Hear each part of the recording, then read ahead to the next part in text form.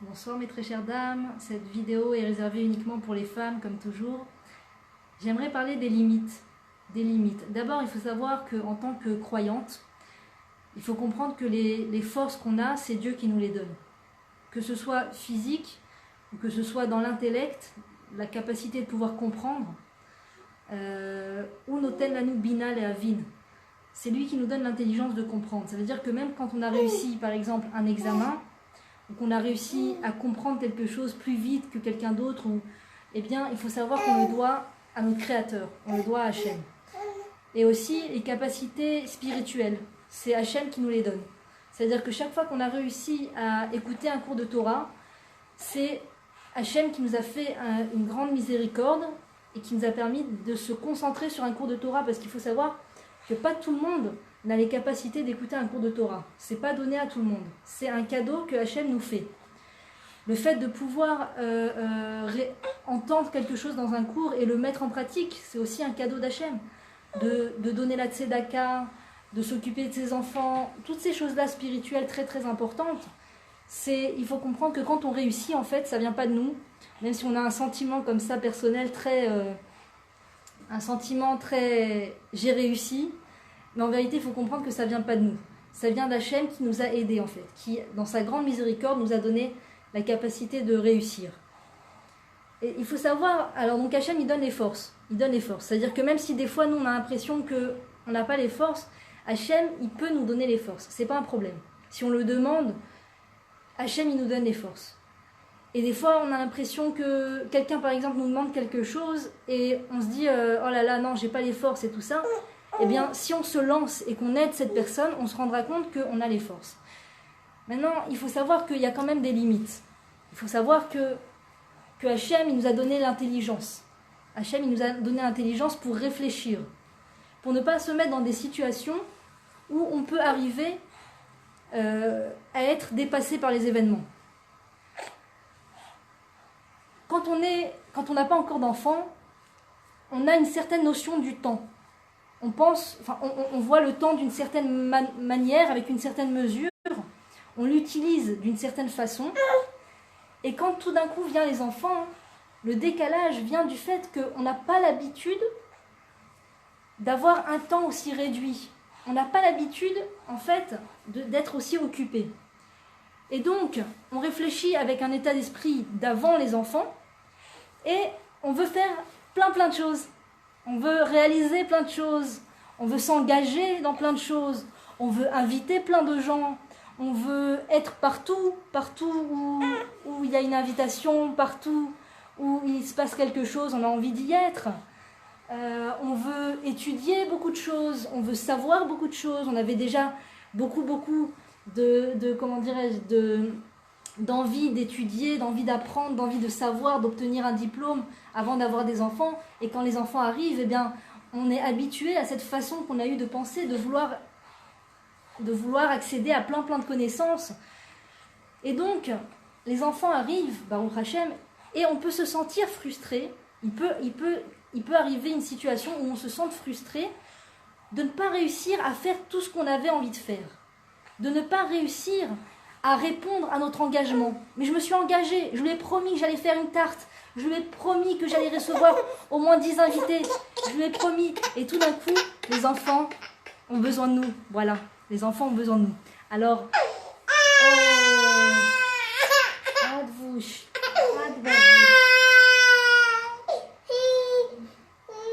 et donc en fait, le travail, c'est de faire un travail d'humilité, de connaissance de ses forces, de réaliser et de s'avouer à soi-même quelles sont mes limites à moi. C'est vrai que j'ai voulu m'engager, c'est vrai qu'avant d'avoir des enfants, j'ai promis à mes copines, on a craché, comme on dit, on a juré craché, qu'on fêterait tous nos anniversaires ensemble, et voilà qu'arrive le bébé, et je peux pas être là pour l'anniversaire de ma copine, et mon ami s'est vexé que j'ai pas réussi à être là pour elle pour ça, et la vie a changé, la vie a évolué. C'est vrai, on s'était promis, c'est vrai, je m'étais engagée à faire plein de choses. Il se trouve que maintenant il y a des enfants, et les enfants, ils ont un besoin, un quota de besoins très important, très important. Et en réalité, tant qu'on ne s'avoue pas cela, on se voile la face, quelque part. On se voile la face parce qu'on croit qu'on n'a plus de deux mains. Alors qu'en réalité, Hachem il nous a donné que deux mains. Et ce n'est pas un hasard si on a deux mains. C'est justement pour nous apprendre à être humbles, à nous apprendre que quand on a les deux mains prises, on ne peut pas tenir une troisième chose. On ne peut pas prendre une troisième chose dans ses mains. Quand on a les mains occupées avec un bébé, on ne peut pas courir après ce que toute la terre entière veut nous faire courir après ces choses-là. Donc c'est vrai, des fois, il faut réaliser et s'avouer que faire des études, des fois, et avoir des enfants, ça ne va pas forcément ensemble. Ou alors, par exemple, on s'est habitué à lire des journaux de déco, des magazines de décoration, des magazines d'architecture, et on s'est habitué à voir cette image de la maison parfaite. Et on aime bien, après le mariage, comme ça, montrer à tout le monde combien on arrive soi-même à arriver à ce stade et à ce niveau de la maison parfaite, et la maison propre, et la maison... je me souviens, quelqu'un un jour m'a dit, je veux, quelqu'un pour qui le seder et le nikayon, le nettoyage de la maison était très très important, bien qu'elle avait beaucoup d'enfants, elle a dit, je veux que si jamais un voleur rentre dans la maison, il soit épaté par la propreté de la maison. Alors, c'est vrai, c'est possible, on peut vouloir une certaine chose, on peut vouloir une chose pareille, c'est tout à son honneur, c'est tout à l'honneur de la personne, mais il faut réaliser au bout d'un moment que les enfants, ils sont vivants, Baruch Hashem. Preuve en vidéo, preuve à l'appui, les enfants sont vivants. Et les enfants, ils jouent, et les enfants, ils ont besoin d'une maman qui soit tolérante et qui leur tombe pas dessus chaque fois qu'ils sortent un jeu. Alors, des fois, par exemple, on est encore dans cet état d'esprit d'inviter beaucoup de gens à la maison, d'inviter beaucoup d'invités à la maison le Shabbat.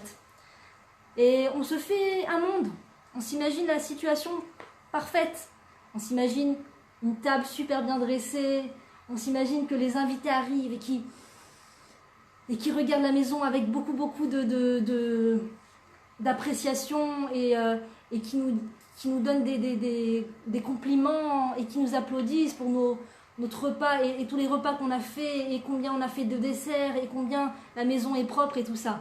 Mais ce rêve, au bout d'un moment, ce scénario est un petit peu illusoire quelque part quand on a les enfants qui sont en bas âge.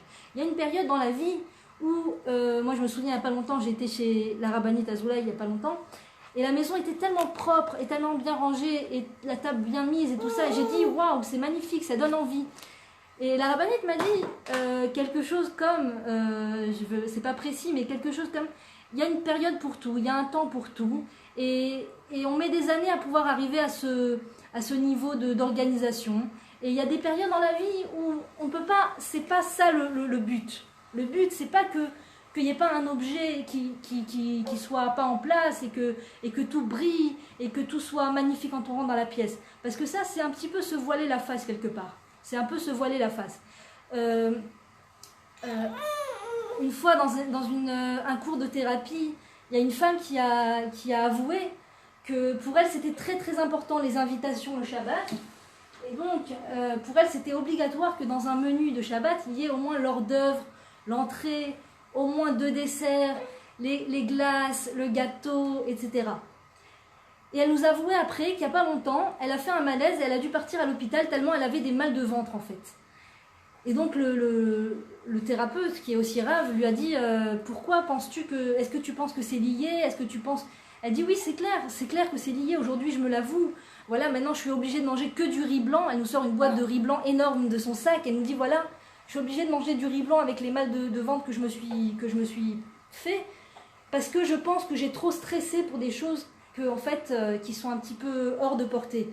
C'est-à-dire d'arriver à ce niveau de standard quand on a les enfants en bas âge, ça ne va pas ensemble. Peut-être qu'il y a des femmes qui ont réussi à mettre les deux, à s'occuper des enfants, qu'il y ait une bonne ambiance dans la maison, qu'elles soient sereines. Elles ont réussi à avoir une maison propre et beaucoup de plats Mais quand la femme sent qu'elle est dans un stress et que quelque part ça retombe sur les enfants au bout d'un moment, alors c'est que là, il y a pas, c'est pas une bonne mesure. Il faut revoir la mesure des invitations, des gens qu'on invite le Shabbat. Il y a un Rav qui a dit, il ne faut pas faire de pause. Il ne faut pas faire de pause. Il a dit, ce que tu as l'habitude de faire avec ton mari et tes enfants, le Shabbat, quand tu as des invités qui viennent, tu ne fais pas 1 millimètre de plus que ce que tu as l'habitude de faire. Parce que sinon, ça vient forcément sur le compte des enfants, sur le compte de la sérénité, sur le compte du mari. Moi, je trouve qu'on est à une période, je ne veux pas trop encourager, mais après, des fois, après les accouchements, ou quand il y a plein de petits-enfants en bas âge, je trouve qu'on a une période incroyable où on peut trouver tout prêt, tout déjà prêt. Je ne dis pas qu'il faut faire tout prêt, je n'ai pas posé la question à un Rav, c'est une question d'ailleurs qui me trotte dans la tête, que j'aimerais poser à un Rav, est-ce qu'on peut acheter tout prêt le Shabbat? C'est peut-être pas faire de ça une philosophie de vie et de dire, moi je n'achète que cuisiner, que prêt, je ne cuisine pas. Mais réaliser qu'il y a des moments dans la vie, quand on vient d'accoucher ou quand il y a plusieurs enfants en bas âge qui ont besoin de notre sérénité, qui ont besoin de notre disponibilité, eh bien peut-être de relayer certaines tâches, comme par exemple le fait de cuisiner, donc acheter quelque chose de prêt par exemple, ou comprendre qu'il y a une grande phrase que la rabbinite d'Inarab dit, « Achai kodem ladomem ». Achai, c'est le vivant, c'est les enfants. Adomem, c'est l'objet, l'inerte. Achai kodem ladomem, c'est-à-dire le vivant passe avant l'objet. Le vivant, l'être vivant passe avant l'objet. C'est quoi l'objet? C'est les choses, la propreté, la cuisine, les habits, les vêtements. Alors par exemple, des fois on a un petit peu cette volonté d'avoir des vêtements toujours très très nickel, très propres sur soi, très distingués, très raffinés. Mais il faut s'avouer, est-ce que c'est vraiment à l'aise avec les enfants? Est-ce que ces vêtements que je porte sont à l'aise avec les enfants? Parce qu'il faut aussi prendre conscience qu'il y a des vêtements qui rendent nerveux, qui rendent nerveuses les mamans. Quand tu dois te baisser 30 fois par jour pour ramasser un biberon, quand tu dois, qu'il fait chaud et que tu dois être patiente avec tes enfants, si tu as un vêtement qui en plus de ça te demande de faire des efforts, c'est difficile. Et je sais qu'il y a pas mal de femmes, j'ai entendu pas mal de témoignages de femmes qui ont arrêté d'allaiter leurs enfants parce que leurs vêtements n'étaient pas à l'aise. Parce que c'était pas à l'aise d'allaiter avec les vêtements qu'elles portaient. Donc même les vêtements, c'est une chose à revoir. Quand on commence à avoir des enfants, quand on a... ou même les enfants eux-mêmes, le fait d'habiller nos enfants, des fois on veut les habiller avec des vêtements qui sont... que les vêtements restent propres, que je viens de repasser ta chemise, je viens de le laver, surtout ne le salis pas. Et tout ça en fait, ça rend pas service à l'enfant. Alors peut-être que ça donne une belle image à l'extérieur. Les gens vont voir ça et vont dire waouh, les enfants de machin sont super bien apprêtés, waouh, elle arrive à bien les habiller, incroyable et tout ça. Mais d'abord, les gens ne se disent pas forcément ça. Des fois, les gens ils font même pas attention, ou bien les gens peuvent même penser le contraire, se dire c'est un peu exagéré pour des petits enfants, des vêtements aussi raffinés. Et deuxièmement, oui, bien sûr, on peut marquer le coup de faire la différenciation entre le Shabbat et la semaine avec des vêtements plus jolis pour les enfants. Mais il ne faut pas être stressé avec eux, et il ne faut pas leur crier dessus parce que le vêtement s'est abîmé, parce que le vêtement a été sali. On ne doit pas rentrer dans ça, parce que ça ne rend pas service à l'enfant, encore une fois. Nous, finalement, on va passer toute notre vie avec nos enfants, pas avec les gens à l'extérieur, pas les gens, les étrangers qu'on rencontre une fois de temps en temps, même les gens de la communauté. C'est des gens avec qui qu'on voit de temps en temps, mais ce n'est pas des gens avec qui on va vivre toute notre vie. Nos enfants, c'est nos fruits dans ce monde. C'est eux qui vont donner les fruits à venir dans ce monde. C'est les générations à venir. C'est-à-dire que plus ils sont équilibrés à l'intérieur, dans leur esprit, plus ils sont équilibrés, plus ils donneront de bons fruits et de beaux fruits. Et moins la maman sera inquiète à l'âge de l'adolescence et à l'âge adulte de son enfant parce qu'il est suffisamment équilibré. Comment on fait des enfants équilibrés? C'est avec une maman qui est aimante, avec un cœur aimant, un cœur chaleureux, un cœur serein, kama shepachot taltelot, le moins possible d'affrontement, le moins possible, comment on pourrait dire, le moins possible je sais pas si vous comprenez ce que je veux dire, le moins possible de situations négatives pour l'enfant.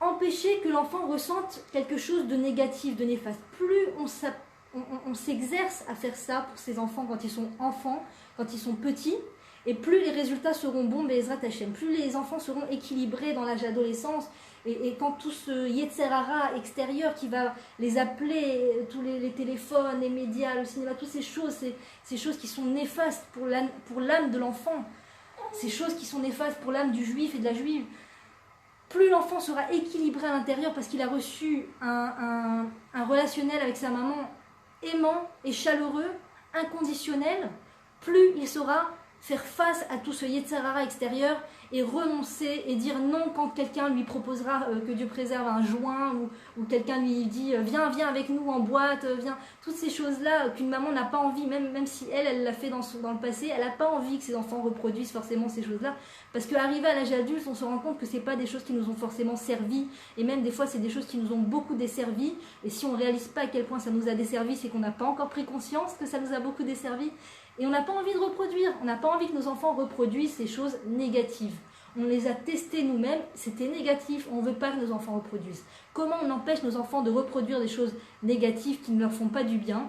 Eh bien, c'est justement en les remplissant de ce sentiment d'amour et inconditionnel, d'amour envers nos enfants. Et comment ça commence? Par exemple, avec le fait qu'on va travailler sur notre patience, qu'on va être serein. Et des fois, il faut comprendre que la sérénité, on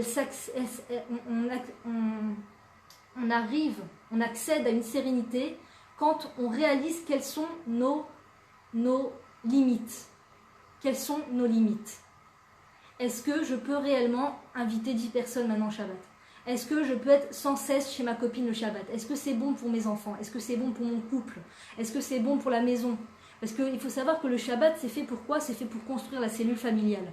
Alors, il n'y a pas de problème, des fois, à être invité ou à inviter, il n'y a pas de problème, mais ça ne doit pas être, comment dirais-je, obligatoire. Ça ne doit pas être une habitude d'inviter ou d'être invité, parce que sinon, le Shabbat ne vaut pas d'être vécu.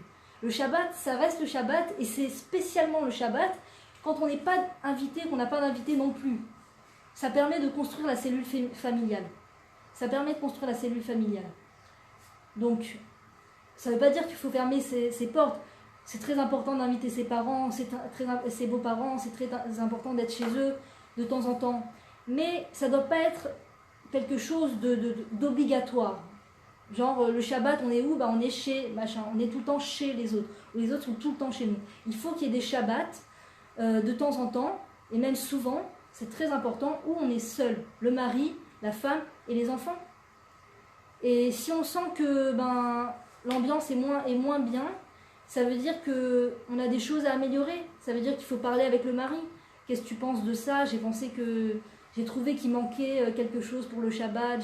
J'ai trouvé qu'on était un petit peu trop nerveux ou un peu trop comme ça. Ou viens, on évite de parler de ces sujets-là, le Shabbat. Toutes ces choses-là, on peut les prendre en considération quand on a le loisir de les observer, le loisir de faire ce qui s'appelle la hitbonenut, c'est-à-dire le loisir de prendre des leçons, de regarder qu'est-ce qui va pas, qu'est-ce qu'il faut améliorer. Et quand on est sans cesse chez les autres, ou les autres sont sans cesse chez nous, sans limite, eh bien ça fait qu'on n'est pas libre pour voir qu'est-ce qui reste à construire. Et des fois, encore une fois, ça rend la maman un petit peu nerveuse. Attends, il faut absolument que je finisse les salades. Je ne peux pas laisser les invités arriver si j'ai que 10 salades. Il faut au moins 20 salades. J'ai pas fait suffisamment de pain et j'ai pas fait suffisamment de plats. Et qu'est-ce qu'ils vont dire? Je leur ai déjà fait ce plat, il faut absolument que j'innove. Et toute cette prise de tête par rapport à des gens finalement qui ne font pas partie de notre cellule familiale. Et ça vient sur le compte des enfants après. Et il n'y a pas que le Shabbat, il n'y a pas que par rapport au Shabbat, il y a par rapport aussi à plein d'autres choses. Par exemple, un métier. Si on a un métier qui est très très prenant, qui nous demande beaucoup d'heures, qui nous demande beaucoup de réflexion, ou alors on est beaucoup en contact avec les clients, avec le patron, parce que c'est un métier à qui on doit rendre des comptes, etc. Eh bien, encore une fois, ça empêche la maman d'être libre, de pouvoir être sereine et être là. Et moi, je trouve que ça empêche la maman de rencontrer ses enfants. Ça veut dire que même si elle va les rencontrer quelque part, parce que les enfants, au bout d'un moment, vont rentrer de l'école et qu'elle, elle va rentrer du travail, il y a bien un moment où ils vont se rencontrer, eh bien, je trouve que ce n'est pas une réelle rencontre quand on a à l'esprit 20 000 choses. Quand on a à l'esprit le fait que le patron, il est en attente de rendre un projet, le fait que les clients, ils sont en attente de leur rendre des comptes, le fait qu'on s'est engagé à aller d'un endroit à l'autre pour des clients. Quand on est très prise en tant que femme, que mère, je parle, il y a des périodes dans la vie où il n'y a pas encore les enfants, ou alors, il y a des périodes dans la vie où chaque femme sera à son niveau, où elle peut plus ou moins faire pas mal de choses. Mais il y a des moments dans la vie où elle croit qu'elle peut faire pas mal de choses, et c'est une illusion. C'est une illusion, et ça vient sur le compte après des enfants. Ça vient sur le compte de la sérénité avec les enfants. Moi, je trouve qu'une vraie rencontre avec un enfant, c'est pas que je trouve, c'est que je l'ai vécu en fait dans ma chair. Une vraie rencontre avec les enfants, c'est quand t'as l'esprit libre.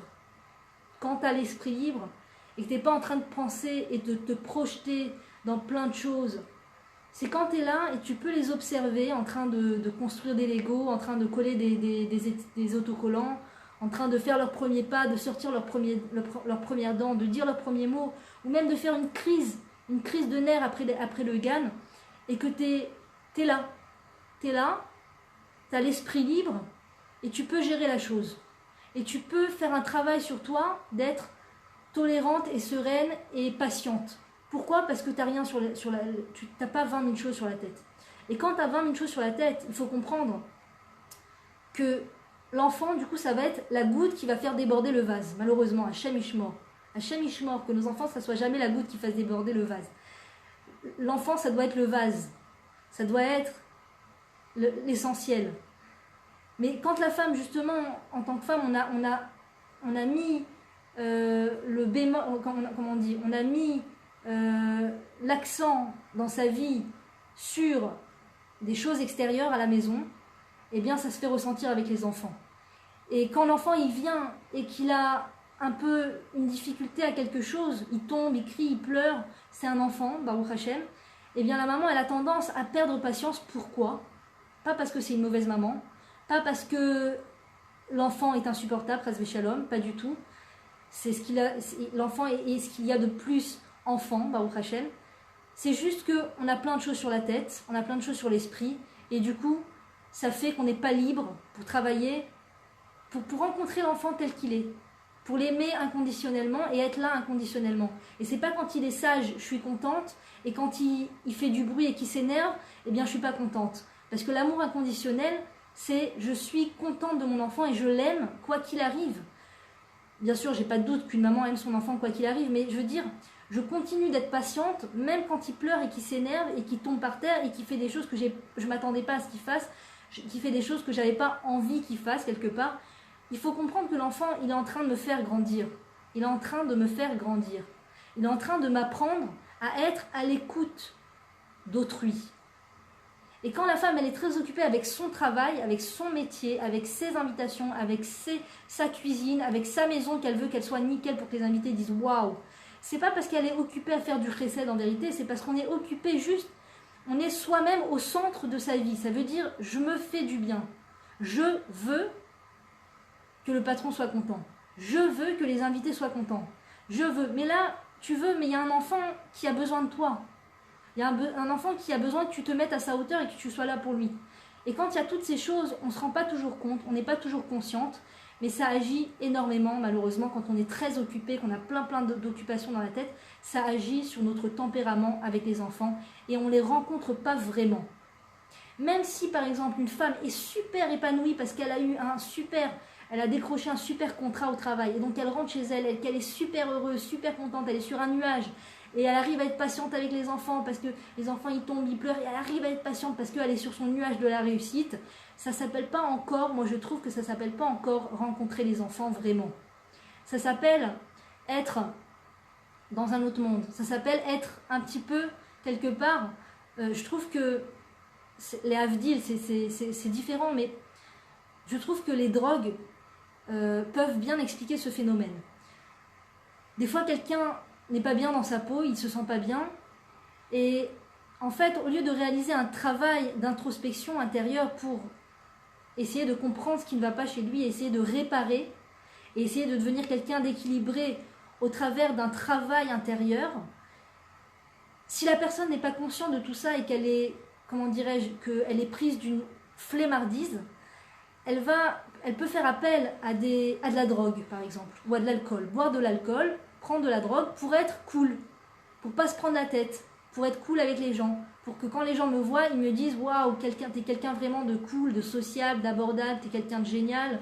Cette drogue permet à la personne, en fait, de passer à un état, à quelqu'un d'agréable, quelque part, entre guillemets, parce que c'est pas vraiment agréable, mais quelqu'un d'agréable sans faire l'effort d'être quelqu'un d'agréable.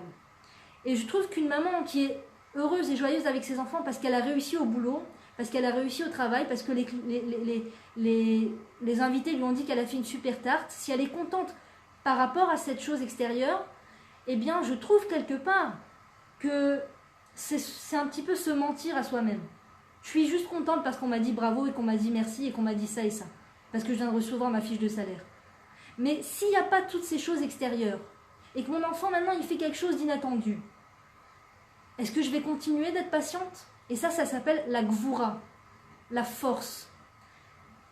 C'est une des midotes de Dieu, la gvoura, la force. Ça veut dire, je travaille sur mon affinement du caractère au-delà des propriétés extérieures. Au-delà de est-ce que j'ai réussi à décrocher un contrat ou pas, est-ce que j'ai réussi à être accepté dans un job, est-ce que j'ai réussi à faire je sais pas combien de vues sur Facebook, est-ce que ça va être au-delà de ça.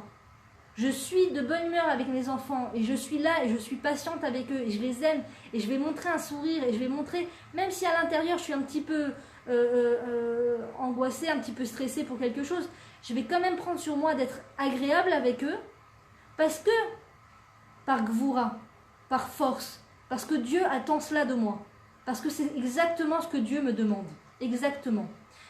Dans la vie, il y a deux types de personnes. Il y a quand la personne, elle est dans l'illusion, elle est complètement en décalage avec ce que Dieu lui demande d'être et de vivre. Elle ne rencontre pas Dieu dans sa vie, elle est en décalage. Et il y a le fait d'être en alignement avec la volonté d'Akadosh Baruch Hu, d'être en train de faire ce que Dieu attend de nous. Et quand Dieu nous donne des enfants, il faut comprendre que ce qu'il attend de nous, le message, c'est de s'en occuper et de donner tout ce qu'on peut pour s'en occuper. Alors des fois, j'entends beaucoup des femmes qui sont très très prises par le travail et qui disent « mais je veux bien, mais il faut bien gagner un salaire ». Et aujourd'hui, cette fameuse phrase que j'entends souvent, aujourd'hui, il faut être deux pour avoir un salaire correct. Si on n'est pas deux, on est mal.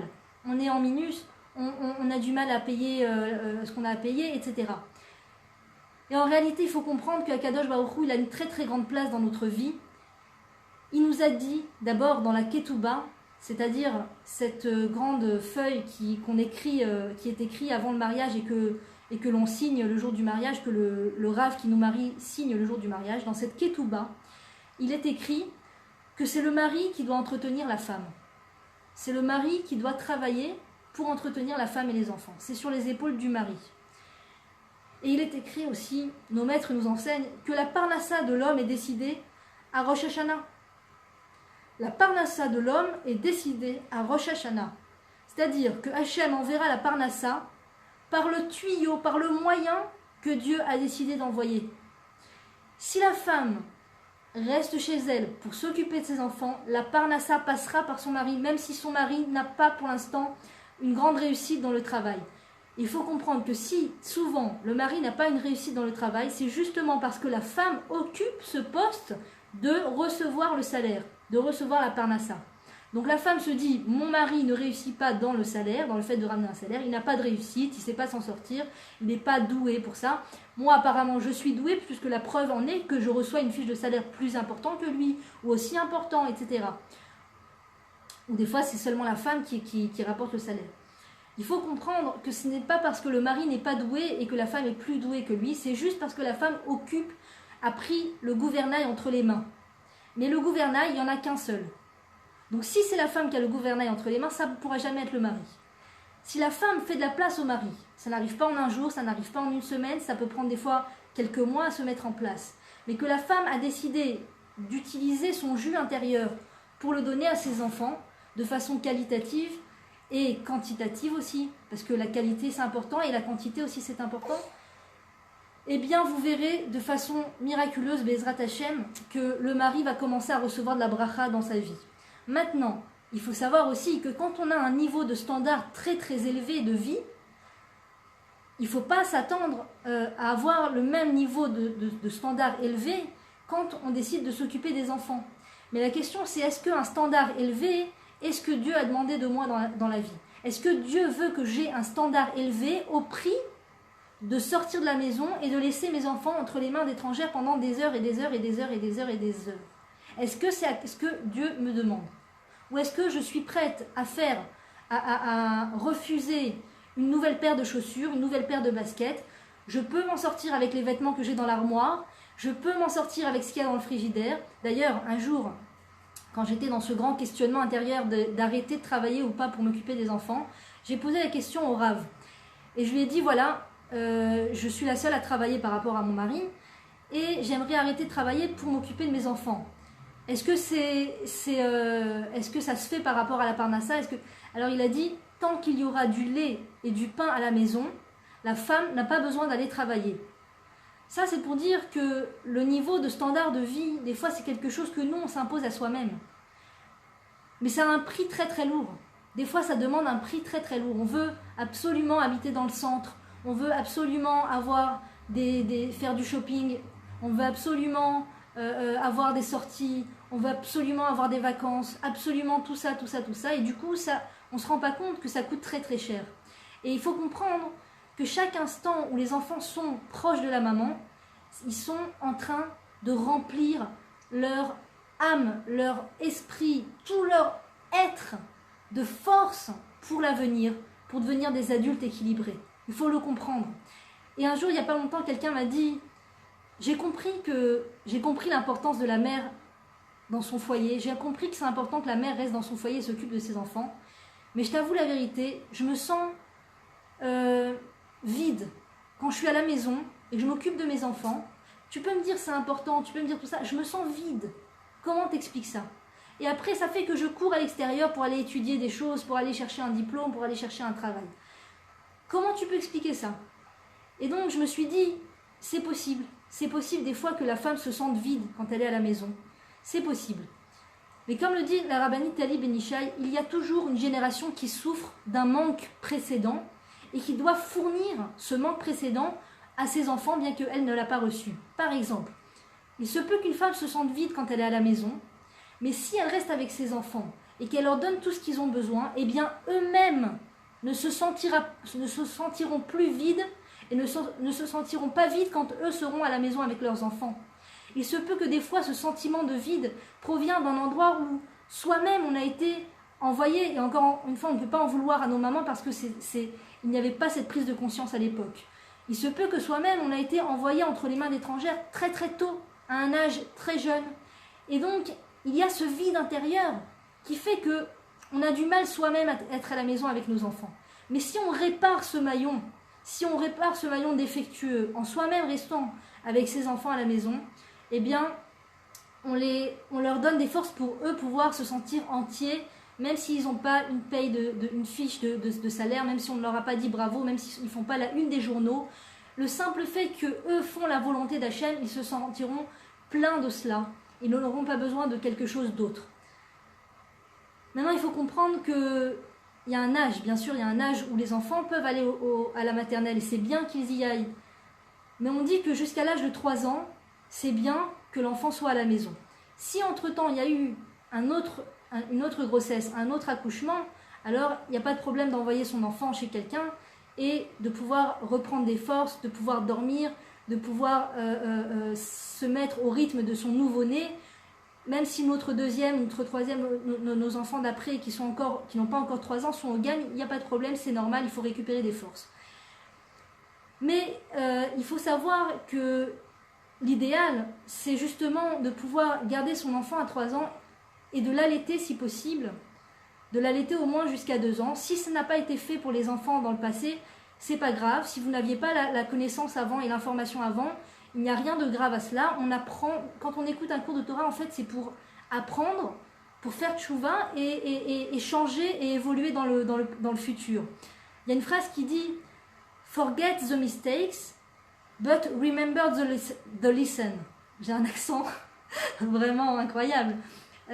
Oublie les erreurs, mais souviens-toi de la leçon. Ça veut dire que quand je dis c'est bien d'allaiter son enfant 2 ans, on peut même l'allaiter jusqu'à 3 ans, il n'y a pas de problème, mais c'est bien d'allaiter 2 ans. Si on n'a pas allaité ses autres enfants 2 ans, il ne faut pas se morfondre sur soi-même et s'en vouloir à soi-même. C'est pas grave. Si Hachem nous envoie maintenant l'information, ça veut dire qu'on va pouvoir récupérer le coup dans l'avenir avec les futurs enfants, Bezrat Hachem. Mais si par exemple vous êtes dans cette période où vous vous demandez combien de temps allaiter, est-ce que j'allaite, est-ce que je n'allaite pas, combien de temps allaiter, j'ai la possibilité de garder mon enfant, est-ce que je le garde ou est-ce que je vais essayer de développer ma carrière à l'extérieur? Si vous vous posez ces questions, eh bien la réponse, voilà, j'essaye de donner les réponses, c'est des réponses que moi-même j'ai dû chercher à un moment de ma vie où j'étais vraiment dans le doute de savoir quelle était ma place dans ce monde. Issue d'une société donc exilique, j'ai vécu en dehors de la terre d'Israël, j'ai pas toujours été éclairée de la Torah, de la lumière de la Torah, donc je me suis fortement posé ces questions et j'ai posé ces questions à des rabbinim, j'ai écouté des cours qui parlaient du sujet et donc je viens avec tout ce que j'ai appris, tout ce que j'ai étudié. Je vous le dis, je ne sais pas exactement qui m'écoute, qui m'entend, je ne sais pas exactement quel est votre vécu. Les choses sont les choses. L'information que je vais vous donner, c'est cette information, mais chacun le fait à son niveau, chacun le fait avec ses possibilités, chacun le fait comme il le peut. Voilà, la grande vérité, c'est ça, la grande vérité, c'est que les enfants ont besoin de leur maman. Si on nous a voulu nous faire croire le contraire, eh bien, malheureusement, ce n'était pas vrai. Rien n'imite la maman pour l'enfant. Rien n'arrive à la cheville de la maman pour l'enfant. Pas parce que on doit s'enorgueillir, mais tout simplement parce que Dieu l'a voulu. La maman, c'est la shrina. La maman représente la shrina. Nos maîtres nous enseignent que une personne qui avait un grand rave, qui avait énormément de respect pour sa maman, chaque fois qu'il entendait les pas de sa maman derrière la porte, sa maman se rapprochait de lui. Il se levait tout de suite et il se disait « Je me lève devant la shrina ». On comprend de cela que la maman, c'est la shrina. C'est-à-dire que notre maman, à nous, c'est la shrina, notre papa, à nous, c'est la shrina, nos parents, c'est la shrina, c'est la présence divine. Mais soi-même, en tant que maman, on est la présence divine pour nos enfants. Et chaque fois qu'on se dérobe à eux, bien sûr, il y a des moments où on doit recharger ses batteries, c'est essentiel. Mais lorsqu'on se dérobe à eux, il faut comprendre qu'on leur dérobe la présence divine. On leur dérobe la présence divine. Et même s'ils sont au sein de... Voilà, dernièrement, il y a eu des événements terribles, malheureusement, je n'aime pas reparler des drames. Il y a eu des événements terribles avec un bébé dans un GAN. Les gens se sont posé beaucoup de questions. Qu'est-ce qu'on doit apprendre de cette histoire? Qu'est-ce qu'on doit comprendre de cela? Beaucoup de gens se sont rebellés, enfin, ça les a beaucoup irrités intérieurement. C'est une situation extrêmement irritante d'entendre qu'un tel drame peut avoir lieu dans un GAN avec un enfant, avec un bébé qui a été maltraité apparemment par une femme qui n'était pas juive. Je pense que le juif et la juive, le peuple juif, de tous les événements qui se passent dans le monde, doit les prendre des choses personnellement, doit toujours prendre des choses personnellement et comprendre qu'est-ce que je dois faire, dans quoi je dois évoluer, dans quoi je dois améliorer, sur quoi je dois me repentir, je dois faire tchouva par rapport à cet événement terrible qui est arrivé. Alors des fois, c'est soi-même faire tchouva par rapport à ça. Des fois, on a l'information par rapport à la chose, et c'est peut-être de diffuser l'information. Et le fait, en fait, d'avoir appris que ce bébé a été maltraité dans un GAN, je pense que c'est pour nous aider à prendre conscience combien la maman sera toujours mieux pour l'enfant que la gardienne d'enfant. Ça, il faut le comprendre. Des fois, il y a un Yetzer Hara comme ça qui s'appelle le perfectionnisme, qui fait que quand on garde notre enfant à la maison, on s'occupe de lui, on a une tendance à beaucoup culpabiliser.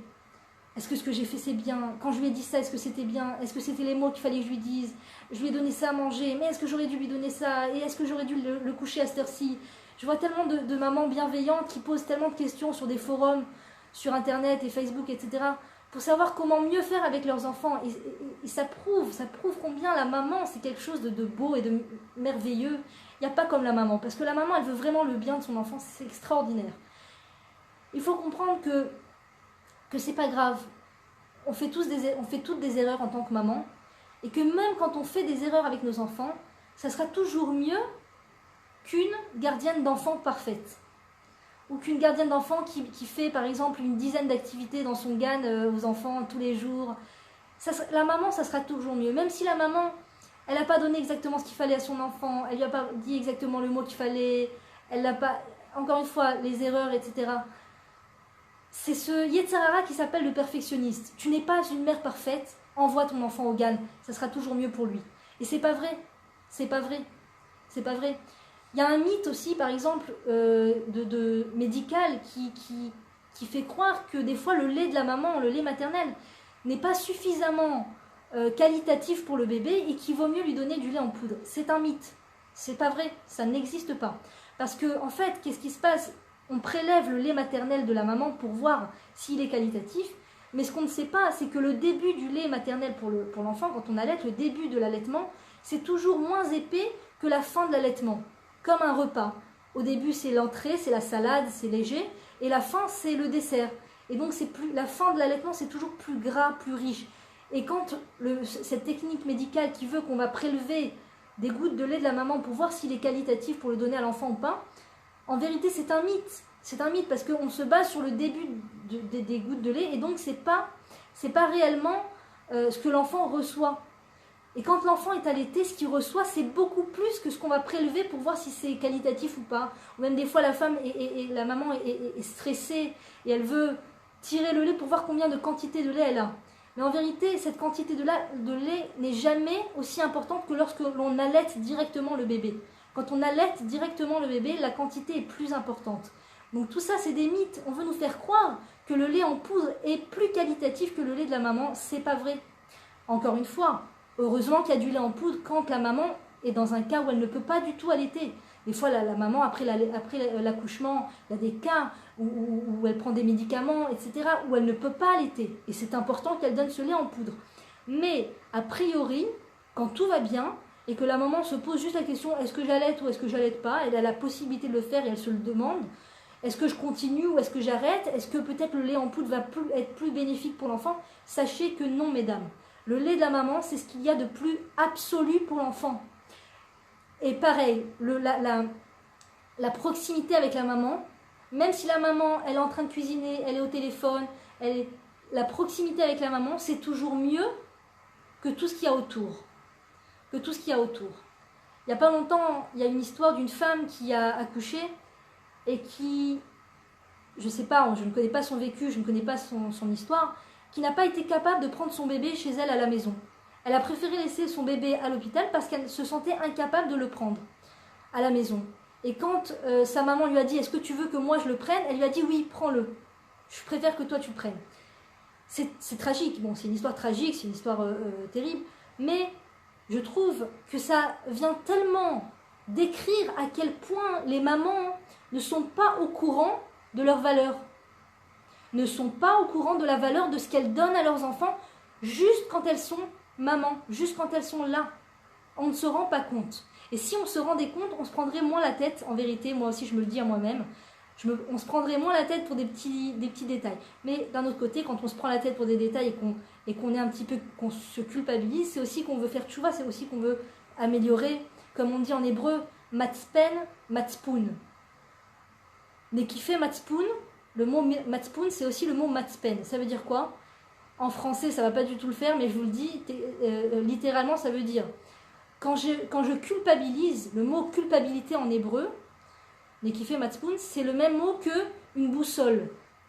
Donc en fait, ma culpabilité, quelque part, par rapport à mon enfant, quand je culpabilise, c'est comme une boussole qui vient me dire un peu plus, un peu moins. Fallait le faire plus avant, fallait le faire plus après. Ça m'oriente, ma culpabilité avec mon enfant m'oriente à être une meilleure maman. Donc il n'y a pas de problème, c'est normal de culpabiliser, c'est humain, c'est maternel, c'est normal. Voilà mesdames, j'espère que voilà, j'ai bien fait de passer le message des limites, que comprendre que quand on a les enfants, eh bien ce qu'Akadosh Baruch Hu attend de nous en vérité, c'est qu'on s'en occupe. C'est quand on s'en occupe. Il y a un appel extérieur très très fort et très alléchant pour la femme, qui pousse la femme à sortir, les journées soldes, les voyages. Il ne faut pas voyager. Quand on a des enfants, il ne faut pas voyager. Les laisser, les quitter, les laisser quelques jours avec eux. Si vous l'avez fait dans le passé, il n'y a pas de problème. Quand on ne sait pas la chose, c'est pas grave. Mais c'est une chose qu'il faut savoir. Quand on a des enfants en bas âge, on ne peut pas se permettre de voyager comme ça quelques jours et de les laisser seuls avec le père, avec les grands-parents, sauf si c'est une situation de très très importante. Mais je veux dire, comme ça, juste pour voyager, c'est une chose qu'il faut pas faire. Si on voyage avec son enfant, avec son bébé. Le bébé, David Ameller, il parle beaucoup du bébé et de la maman, du lien du bébé collé avec sa maman, du lien du bébé qui se repose sur sa maman. Et en vérité, le secret qui est à l'intérieur de ce lien entre le bébé et la maman, c'est un secret fantastique. Quand la maman permet à son bébé d'être en proximité avec elle, et encore une fois, entre parenthèses, il y a des moments où on doit savoir recharger nos batteries, on doit savoir prendre un moment pour soi, faire un peu de sport, on veut lire un petit livre, on veut manger au calme, on doit prendre un moment, ou même aller faire les magasins, on a le droit, c'est important de recharger ses batteries, mais le centre de sa vie, ça doit être recharger ses batteries pour mieux revenir vers son enfant. Et tant qu'on peut prendre son enfant avec soi, son bébé avec soi, c'est très important de le prendre. Surtout quand on l'allaite, on ne doit pas se séparer de lui. Pourquoi je vous dis tout ça ? Parce qu'il y a un secret extraordinaire entre la proximité du bébé et de la maman. C'est que plus le bébé est proche de la maman, plus il apprend ce que c'est la proximité d'Hachem. Plus il apprend ce que c'est la proximité de Dieu. C'est très dur d'apprendre la foi en Dieu à des gens qui, dans l'enfance, n'ont pas eu ce moment de proximité avec leur maman. C'est très dur. Des fois, vous verrez, il y a des gens qui ont des problèmes de émouna, des problèmes de foi en Dieu. Et en réalité, souvent, ça cache. Encore une fois, je ne dis pas ça pour qu'on en veuille à nos parents, chas v'shalom, c'est pas le but, mais c'est juste, je dis ça pour réparer les choses, pour réparer. Souvent, le problème se cache dans le fait qu'on a eu une enfance perturbée. Moins l'enfance est perturbée, plus la personne, le futur adulte, sera apte à avoir une foi en Dieu beaucoup plus développée. Quand on s'occupe de son enfant, quand on s'occupe de son bébé, qu'on lui change les couches, qu'on lui donne sa purée, qu'on l'allaite, qu'on est avec lui, qu'on est avec le bébé, même quand il est juste là en train de jouer, on a l'impression que c'est pas important comme ça. On ne se rend pas compte de ce qu'on est en train de faire passer à l'enfant. Quand on dit dans la Torah « Altitosh Torah timecha », n'abandonne pas la Torah de ta mère, n'abandonne pas la Torah de ta mère, c'est quoi ? C'est tout ce qu'on apprend à l'enfant, au bébé, sans même lui parler. Ah, mais moi je n'ai pas étudié le Tanakh, je n'ai pas étudié la Torah, qu'est-ce que je peux apprendre comme Torah à mon enfant ? Le simple fait, la femme n'a pas eu la mitzvah d'étudier la Torah. La femme n'a pas la mitzvah d'étudier la Torah. Bien qu'aujourd'hui c'est, je pense, une obligation, c'est très très important qu'elle entende des cours de Torah qui lui parlent et qui lui font du bien. Mais la femme n'a pas la mitzvah d'étudier la Torah comme l'homme. Et donc, qu'est-ce qu'elle fait passer à son bébé ? C'est tout simplement en étant avec lui. Elle n'a rien fait encore. Elle n'a rien fait de grandiose, elle ne l'a pas amené dans un parc d'attractions, elle n'a pas fait venir une pièce de théâtre à la maison, elle n'a rien fait, elle est juste là avec lui. Elle est en train de lui enseigner l'omnipotence de Dieu. Si maman est là tout le temps, ça veut dire que Dieu est là tout le temps. Et en fait, comment arrivent les complications dans la vie de l'être ? Comment est-ce que l'être peut arriver à des complications au point de fauter, de faire des fautes et des fois des fautes graves? C'est juste qu'il a oublié que Dieu est là. Il a juste oublié que Dieu est omnipotent. Mais si on arrivait à voir Dieu, on ne ferait jamais de faute, il n'y aurait pas de prison. Il n'y aurait pas de prison, il n'y aurait pas de juge, d'avocat, il n'y aurait pas de cours, comment dire, il n'y aurait pas tous ces problèmes. Il n'y aurait pas de police, il n'y aurait pas de commissariat. Si les gens avaient conscience de l'omnipotence de Dieu dans ce monde, il n'y aurait pas de méfaits dans le monde. Et c'est ce qui va revenir justement, c'est ce qui va arriver quand le temple sera reconstruit. Quand le temple sera reconstruit, toute personne athée, toute personne qui a des problèmes de foi, de croyance en Dieu, il suffira qu'elle s'approche du temple et tous ces doutes, tous ces manques de croyance en Dieu se résolveront au simple contact du temple, à la simple proximité. Tu te rapproches du temple, tu te rapproches de la vérité, tu te rapproches de la conscience que Dieu est omnipotent dans ta vie. Et donc aujourd'hui le temple n'est pas encore reconstruit, et donc le monde est ce qu'il est, avec le bien, avec le mal. Mais tout ce mal, des fois les gens veulent essayer de rendre le monde meilleur, et donc ils vont tenter d'aller dans les prisons, de parler avec les gens et tout. Mais en réalité on ne se rend pas compte que pour qu'il n'y ait pas tous ces méfaits, tous ces criminels, toutes ces choses-là, ça se passe dans la petite enfance. C'est là que ça se passe. Plus l'enfant voit sa maman, plus il est à proximité de sa maman, plus il a conscience que Dieu est là. Et plus il a conscience que Dieu est là, et moins il sera tenté de fauter. Comme Yosef Hatzadik, qui est descendu en Égypte et qui a été mis à rude épreuve avec la femme de Potiphar qui tentait de le charmer, pour le faire tomber dans son piège, pour être avec lui, pour aller avec lui, parce qu'elle était folle amoureuse de lui. Et le simple fait de se remémorer de l'image de son père, Diokeno Shalaviv, Yosef Hatzadik s'est souvenu de son père, ça l'a empêché de fauter. Il a pris ses jambes à son cou et il est sorti. Il est parti en courant, il a fui la faute. Comment il a fui la faute? L'image de son père. Comment un enfant peut être quelqu'un d'équilibré dans la vie? L'image de sa mère. Plus maman est là, plus elle est disponible, plus elle est sereine, plus elle travaille sur elle, plus elle a compris que je suis, moi le bébé, je suis le centre de son occupation, je suis, je suis le haut de l'échelle de ses préoccupations. Plus maman a compris ça, et plus moi bébé, je me remplis de tout ce que j'ai besoin d'être rempli, pas seulement de l'allaitement, mais aussi cet allaitement spirituel, cet allaitement physique, technique, quand on change la couche, quand on donne le bain, quand on met de l'huile sur le corps du bébé, etc. Toutes ces choses-là, ça vient remplir le sac à dos invisible de l'enfant, les batteries de l'enfant, pour devenir quelqu'un de meilleur, et pas juste être quelqu'un de meilleur pour lui-même, être quelqu'un de meilleur pour son peuple. À son contact, les gens deviendront des gens meilleurs. Les gens deviendront des gens plus droits, plus honnêtes, en rencontrant cet enfant, cet adulte qui était alors un enfant plein de la présence de maman.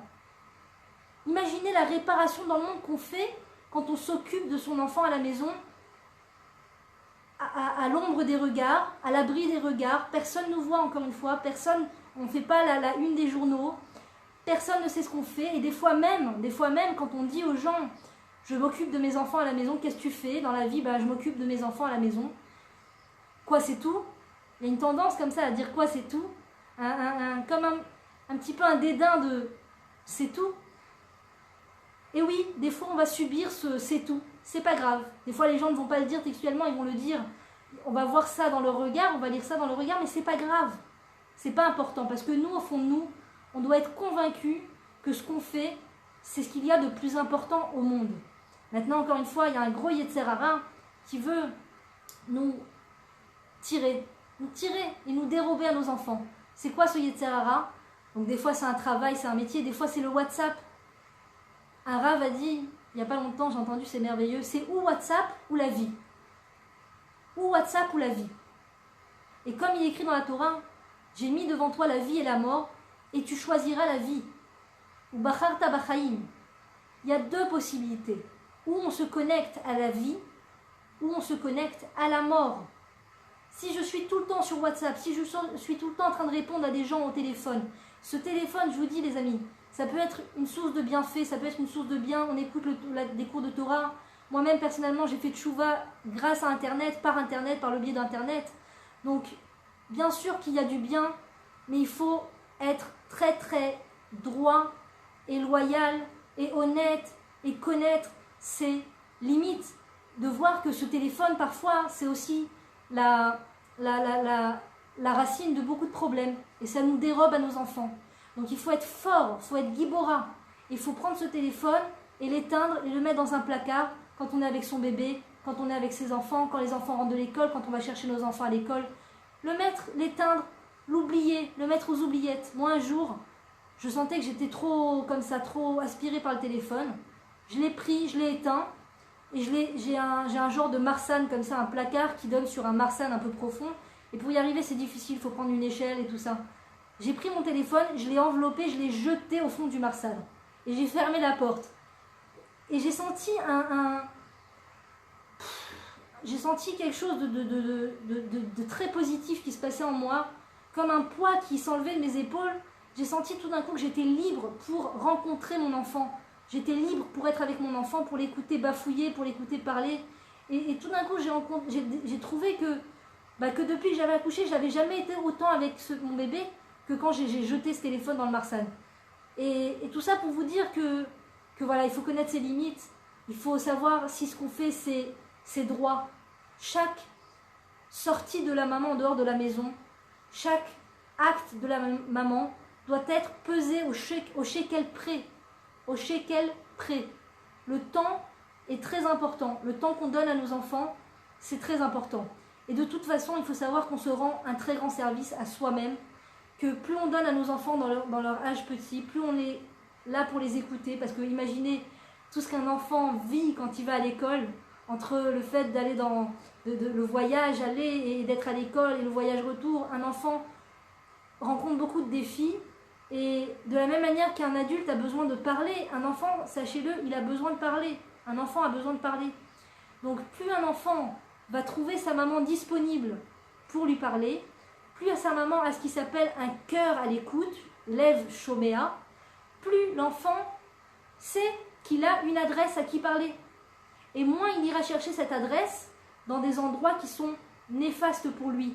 C'est-à-dire Internet qui est le pire. Je pense que c'est fou. Enfin, laisser un enfant surfer sur Internet, c'est un acte extrêmement qui manque beaucoup de responsabilité, très très irresponsable, sous prétexte que mon enfant a grandi, donc il peut se mesurer à cette vague, à ce tsunami gigantesque qui s'appelle Internet.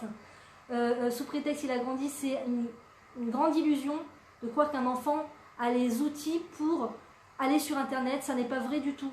Donc plus un moment, la maman va être disponible pour écouter son enfant, pour parler avec lui, lui raconter des histoires, il lui arrive des choses. Par exemple, nous, il nous arrive des choses dans la journée. On a l'impression qu'on est obligé de raconter ça à des adultes, à une copine, à une meilleure amie, à sa maman, à son mari. Mais en vérité, je pense que toutes ces choses-là nous arrivent uniquement pour qu'on les raconte à nos enfants. Tu sais, j'ai été au supermarché, je voulais acheter de la farine complète, mais il n'y avait pas de farine complète. Donc je me suis posé la question, est-ce que je prends de la farine blanche? Est-ce que ça... Toutes ces choses-là. Tu sais, après j'ai été voir la caissière, il lui manquait un shekel, donc je lui ai dit mets dans la tzedaka. Toutes ces choses qui nous arrivent dans la journée, c'est fait pour créer un lien avec nos enfants. Parce que plus nous, on raconte des choses qui nous paraissent pas importantes à nos enfants, plus eux, quand il leur arriveront des choses, ils viendront nous parler.